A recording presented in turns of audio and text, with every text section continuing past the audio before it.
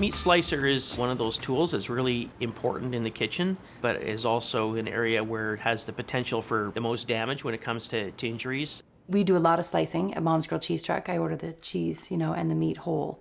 So we slice a lot. And before anyone's ever given a shift on that slicer, we go over that thing with a fine-tooth comb. Meat slicers can be very dangerous. Don't use one unless you've been trained and feel comfortable with its operation.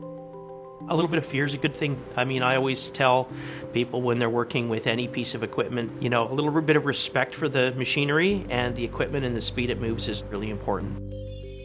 The blade guard must be in a secured position before using the slicer.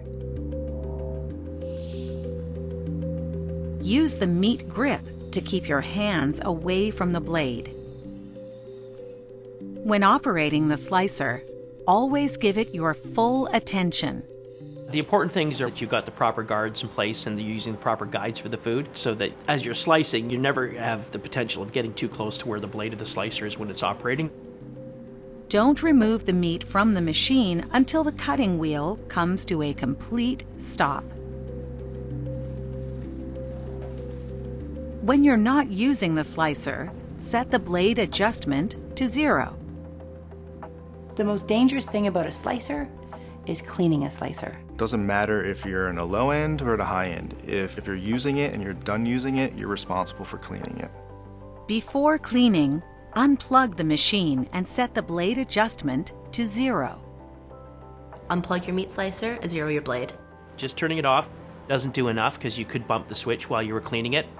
Always wear Kevlar gloves when cleaning a meat slicer. In the old days, they used to be made out of metal, but now they're Kevlar. They're actually quite a lot more comfortable. Carefully wash the blade by wiping outward from the center of the blade. And always maintain a sharp blade on the slicer. It's just ensuring that people know how to use the equipment and that they're being smart about it. Unplug the meat slicer when it's not in use. Before plugging the slicer back into the outlet, make sure the switch is in the off position.